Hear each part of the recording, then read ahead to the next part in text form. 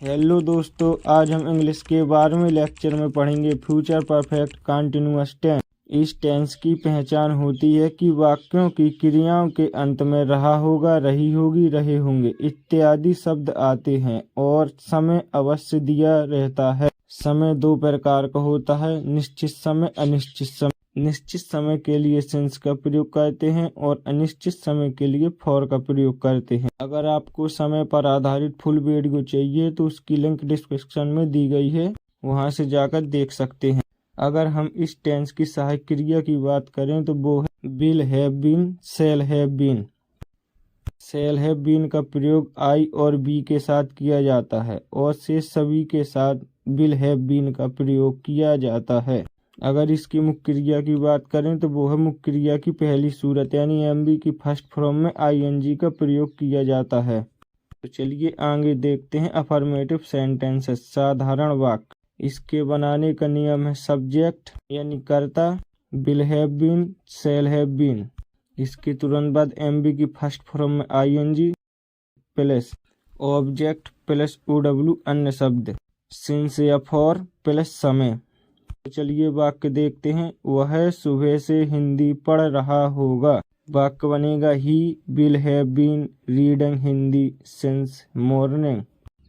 वे 2 घंटे तक खेलते रहेंगे। They will have been playing for 2 hours। हम 3 साल से इस कॉलेज में पढ़ रहे होंगे। वाक्य बनेगा we shall have been reading in this college for 3 years।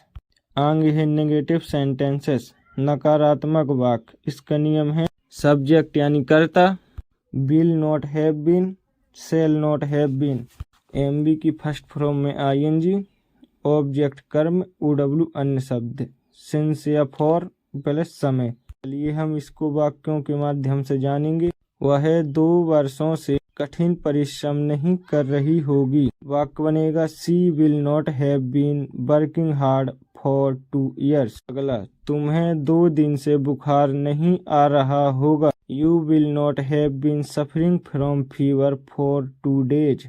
सहायक क्रिया कितने भी टुकड़ों में क्यों ना हो, जो भी परिवर्तन होगा केवल पहले टुकड़े में होगा, बाकी के टुकड़े ज्यों के त्यों रहेंगे।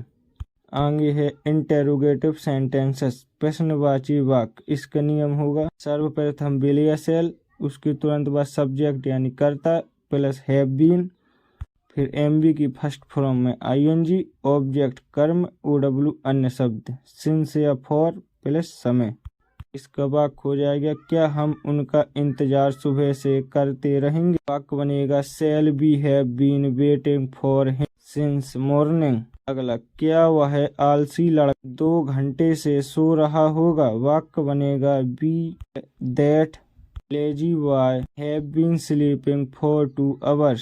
आगे है इंटेरोगेटिव नेगेटिव सेंटेंसेस, प्रश्नवाची नकारात्मक वाक्य। इसके बनाने का नियम हो जाएगा सर्वप्रथम विल या शैल, उसके बाद सब्जेक्ट यानी कर्ता, नॉट के बाद हैव बीन, एमबी की फर्स्ट फॉर्म में आईएनजी, ऑब्जेक्ट कर्म, ओडब्ल्यू अन्य शब्द, प्लस सिंस या फॉर प्लस समय। चलिए इसको वाक्यों के माध्यम से देखते हैं। क्या तुम 2 दिन से नहीं पढ़ रहे होंगे। Will you not have been reading for 2 days। अगला, क्या वह सुबह से हिंदी नहीं पढ़ रहा होगा। Will he not have been reading Hindi since morning.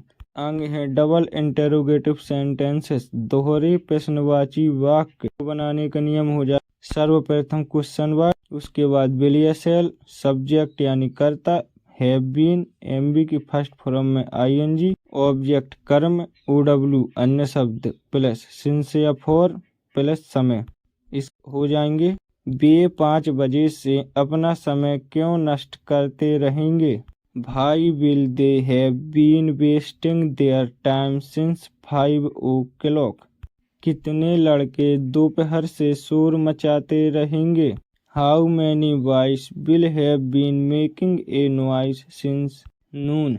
लड़के 2 बजे से कहाँ खेलते रहेंगे। वाक्य बनेगा where will the boys have been playing since 2 o'clock। Note point, will या सेल के साथ कभी हैज या हैड नहीं लगाए जा सकते हैं। Note point, how many, how much, whose और विच के साथ जो संबंधित नाउन आते हैं वाक्य बनाते समय उन सभी को भी मिलाकर क्वेश्चन वर्ड बना दिया जाता है। आगे है डबल इंटेरोगेटिव नेगेटिव सेंटेंसेस, दोहरे प्रश्नवाची नकारात्मक वाक्य। इसको बनाने के नियम हो जाएगा, सर्वप्रथम क्वेश्चन वर्ड, उसके तुरंत बाद बिल या सेल, उसके बाद सब्जेक्ट यानी कर्ता, कर्ता के तुरंत बाद नोट, नोट के बाद हैव बीन प्लस एमबी की फर्स्ट फॉर्म में आईएनजी, ऑब्जेक्ट कर्म OW अन्य शब्द प्लस सिंस या फॉर प्लस समय। वाक्य हो जाएगा, वह सुबह से हिंदी क्यों नहीं पढ़ रहा होगा। वाक्य बनेगा, why will he not have been reading Hindi since morning. अगर आपको सिंस या फॉर का प्रयोग करने में दिक्कत हो रही है, हमारे प्रेजेंट परफेक्ट कंटिन्यूअस टेंस से संबंधित वीडियो देख सकते हैं, इसकी लिंक डिस्क्रिप्शन में दी हुई है। आगे है नोट पॉइंट, यदि वाक्य के बीच में कौन या किसने शब्द दिया हो तो सर्वप्रथम हु के बाद विल हैव बीन, बी की फर्स्ट फॉर्म में ING plus object plus OW, since या फॉर प्लस समय। यहाँ पर ही सब्जेक्ट का काम करता है। ऐसे वाक्यों में हु को एक वचन सब्जेक्ट मानकर अफर्मेटिव का नियम लगाते हैं और बाद में क्वेश्चन मार्क भी लगाते हैं। वाक्य होगा, इस शहर में 15 जनवरी 1947 से कौन रह रहा होगा। वाक्य बनेगा, who will have been living in this city since January 1947। अगला है, सुबह से कक्षा में कौन सो रहा होगा। वाक्य बनेगा, who will have been sleeping in the class since morning. Video अच्छी लगी हो तो वीडियो को लाइक शेयर कमेंट जरूर करें और हमारे चैनल को सब्सक्राइब जरूर करें।